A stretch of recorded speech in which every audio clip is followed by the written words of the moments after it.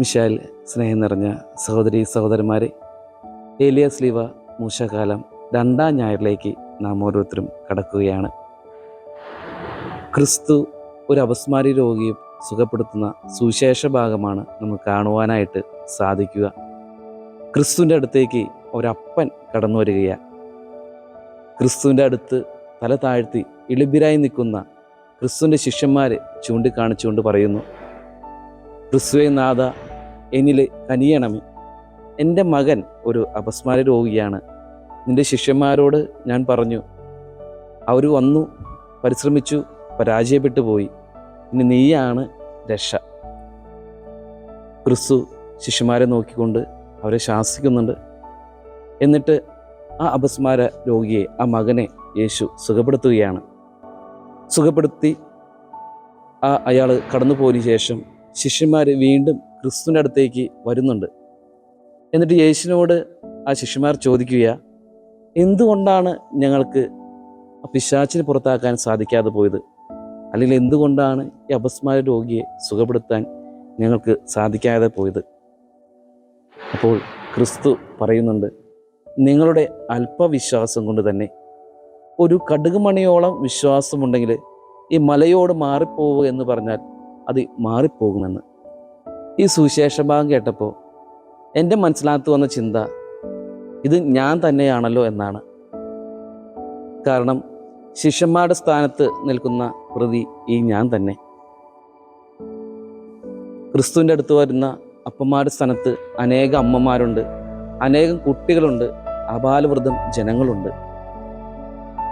പലപ്പോഴും പല ആളുകളും എൻ്റെ അടുത്ത് പ്രാർത്ഥിക്കാൻ വരാറുണ്ട്.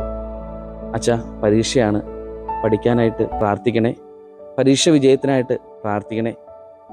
അച്ഛാ, എൻ്റെ ഭർത്താവ് കുടിയനാണ്, അത് മാറാനായിട്ട് പ്രാർത്ഥിക്കണേ. അല്ലെങ്കിൽ അച്ഛാ, എനിക്ക് കാലുവേദനയുണ്ട്, രോഗമുണ്ട്, പ്രശ്നങ്ങളുണ്ട്, അത് മാറാനായിട്ട് പ്രാർത്ഥിക്കണേ. അല്ലെങ്കിൽ അച്ഛാ, സാമ്പത്തികമായ പ്രശ്നങ്ങളുണ്ട്, അത് മാറാനായിട്ട് പ്രാർത്ഥനയെന്ന് പലപ്പോഴും ഞാൻ അവർക്ക് വേണ്ടി പ്രാർത്ഥിക്കാറുണ്ട്, ആശ്വാസവാക്കുകൾ പറയാറുണ്ട്. പക്ഷെ പലപ്പോഴും ഈ ശിഷ്യന്മാരുടെ അതേ അവസ്ഥയിലാണ് ഞാനും കടന്നു പോവുക. പലപ്പോഴും എൻ്റെ മനസ്സിലും ചിന്തകൾ കടന്നു വരുന്നുണ്ട്, ഞാൻ പ്രാർത്ഥിച്ചാൽ നടക്കുമോ? ഞാൻ പ്രാർത്ഥിച്ചാൽ അവരുടെ രോഗങ്ങൾ മാറുമോ? ഞാൻ പ്രാർത്ഥിച്ചാൽ അവരുടെ പ്രശ്നങ്ങൾ മാറുമോ? പ്രാർത്ഥിച്ചാൽ അവരുടെ സാമ്പത്തികമായ ബുദ്ധിമുട്ടുകൾ മാറുമോ? പലപ്പോഴും ഈ ശിഷ്യന്മാരെ പോലെയുള്ള ഒരു വിശ്വാസത്തിലൂടെ ഞാൻ കടന്നു പോകാറുണ്ട്. പലപ്പോഴും പ്രാർത്ഥിച്ചതിന് ശേഷം അത്ഭുതങ്ങൾ സംഭവിച്ചിട്ടുണ്ടോ എന്ന് നോക്കാറുണ്ട്. പലപ്പോഴും അതിനെനിക്കത് ഉത്തരങ്ങൾ ലഭിക്കാറുമില്ല. ക്രിസ്തു ഇതിനുള്ള ഉത്തരം എനിക്ക് തരുന്നുണ്ട്. അല്പവിശ്വാസം കൊണ്ട് തന്നെ നിങ്ങളുടെ ജീവിതത്തിലേക്ക് കടന്നു നോക്കിയാൽ ഇതേപോലെ അനേകം അവസ്ഥകൾ അല്ലെങ്കിൽ അനേകം നിമിഷങ്ങൾ കാണുവാനായിട്ട് സാധിക്കും. ക്രിസ്തുവിനോട് ഞാനും ചോദിക്കാറുണ്ട്, ക്രിസ്തുവേ നാഥ, നിൻ്റെ പ്രതിപുരുഷനല്ലേ ഞാനൊരു വൈദികനല്ലേ? എന്നിട്ടും എന്തുകൊണ്ടാണ് എനിക്ക് നിന്നെപ്പോലെ അത്ഭുതങ്ങൾ പ്രവർത്തിക്കാൻ സാധിക്കുക? ശിഷ്യന്മാർ ക്രിസ്തുവിനോട് ചോദിച്ച അതേ ചോദ്യം തന്നെ ഞാനും ക്രിസ്തുവിനോട് ഇടയ്ക്കിടയ്ക്ക് ചോദിക്കാറുണ്ട്. കാരണം എൻ്റെ മുമ്പിൽ വരുന്നവർക്കൊക്കെ ഒരു ആശ്വാസമെങ്കിലും നൽകുവാനായിട്ട് എനിക്ക് സാധിക്കുമല്ലോ എന്ന് ചിന്തിച്ചുകൊണ്ട്. സ്നേഹം നിറഞ്ഞവരെ, നിങ്ങളുടെ ജീവിതത്തിലും അനേകം ബുദ്ധിമുട്ടുകളുണ്ട്, പ്രശ്നങ്ങളുണ്ട്. പലപ്പോഴും ദൈവത്തിൽ നിന്ന് അകന്നു പോകുന്നതും ഇതുകൊണ്ട് തന്നെയാണ്. എന്തുകൊണ്ട് എൻ്റെ ജീവിതത്തിൽ ഈ പ്രശ്നങ്ങൾ വന്നു? എന്തുകൊണ്ട് ദുരിതങ്ങൾ വന്നു? എന്തുകൊണ്ട് ഈ രോഗങ്ങൾ വന്നു?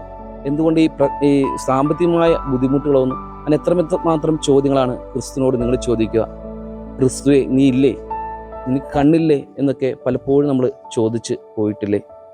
പലപ്പോഴും നമ്മൾ വിശ്വാസത്തെ നമ്മുടെ ബുദ്ധി കൊണ്ട് അളക്കുന്നു. വിശ്വാസത്തെ ബുദ്ധി കൊണ്ട് കാണുന്ന ഒരു കാലഘട്ടത്തിലൂടെയാണ് നാം കടന്നു പോകുന്നതും. ഇതേ ചോദ്യങ്ങൾ ചോദിച്ച് ക്രിസ്തു എന്ന് അകന്നു പോയിക്കൊണ്ടിരുന്ന ഒരു തലമുറയെയും നമുക്ക് കാണുവാനായിട്ട് സാധിക്കും. ഈ വെല്ലുവിളികൾ നേരിടുന്ന കാലഘട്ടത്തിൽ പലപ്പോഴും നമ്മൾ ചോദിക്കുന്ന ഒരു ചോദ്യമുണ്ട്. ഈ മൊബൈലൊക്കെ ഉപയോഗിക്കുന്ന കാലഘട്ടത്തിൽ, അല്ലെങ്കിൽ കമ്പ്യൂട്ടർ ഉപയോഗിച്ചുകൊണ്ടിരിക്കുന്നു, AI ലോകം കീഴടക്കുന്നു, വിശ്വാസത്തിലധിഷ്ഠിതമായ ജീവിതം നയിക്കാനായിട്ട് എനിക്ക് സാധിക്കുമെന്ന് ഒരു ചോദ്യം പലപ്പോഴും നമ്മുടെ പ്രിയപ്പെട്ട കുട്ടികൾക്കും നമുക്ക് ഓരോരുത്തർക്ക് കടന്നു വരാറുണ്ട്. അതിനെല്ലാം തിരുസഭ നൽകിയ ഉത്തരമാണ് വിശുദ്ധ കാർലോ അക്വിറ്റസ്. നമ്മുടെ പ്രിയപ്പെട്ട ലയോ 14 മാർപ്പാപ്പ സെപ്റ്റംബർ 7 വിശുദ്ധമായിട്ട് പ്രഖ്യാപിച്ചു. മില്ലീനിയൽ സെയിൻ്റ് എന്നാണ് അറിയപ്പെടുന്നത്. നമ്മളെപ്പോലൊക്കെ തന്നെ കമ്പ്യൂട്ടർ ഉപയോഗിച്ച, ഗെയിം കളിച്ച, ജീവിതം ആഘോഷമാക്കിയ പ്രോഗ്രാമിംഗ് ചെയ്തിരുന്ന ഒരു വിശുദ്ധൻ. വെറും 15-ാം വയസ്സിൽ ലുക്കീമിയ എന്ന ക്യാൻസർ രോഗത്തിന് അടിമപ്പെട്ട് മരണത്തിന് കീഴടങ്ങുമ്പോഴും തൻ്റെ ചെറിയ ജീവിതം കൊണ്ട്, മീഡിയ ഉപയോഗിച്ചുകൊണ്ട് സുവിശേഷത്തെ ലോകമെങ്ങ് അറിയിക്കുവാനായിട്ട്, ദൈവം നൽകിയ ദിവ്യകാരുണ്യാത്ഭുതത്തെ ലോകം അറിയിക്കുവാനായിട്ട് ആ വിശുദ്ധന് സാധിച്ചു. ഈ ചോദ്യങ്ങൾക്കുള്ള ഉത്തരം ഇത് തന്നെയാണ്.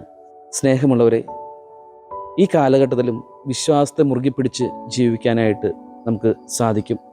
പലപ്പോഴും നമ്മുടെ ജീവിതത്തിൽ വെല്ലുവിളി നേരിടുമ്പോഴും പ്രശ്നങ്ങൾ നേരിടുമ്പോഴും വിശ്വാസത്തെ മുറുകി പിടിക്കാനായിട്ട് നമുക്ക് സാധിക്കട്ടെ എന്ന് ആശംസിക്കുകയും പ്രാർത്ഥിക്കുകയും ചെയ്യുന്നു. ക്രിസ്തു നമ്മളോട് പറയുന്നുണ്ട്, ഒരു കടുകുമണിയോളം വിശ്വാസമുണ്ടെങ്കിലെന്ന്. നമ്മുടെ വിശ്വാസത്തെ ക്രിസ്തുവിന് സമർപ്പിച്ച് പ്രാർത്ഥിക്കാം. നിങ്ങളുടെ ജീവിതത്തിലും അത്ഭുതങ്ങൾ ഉണ്ടാകട്ടെ എന്ന് ആശംസിക്കുകയും പ്രാർത്ഥിക്കുകയും ചെയ്യുന്നു. ദൈവം നിങ്ങളെ സമൃദ്ധമായിട്ട് അനുഗ്രഹിക്കട്ടെ.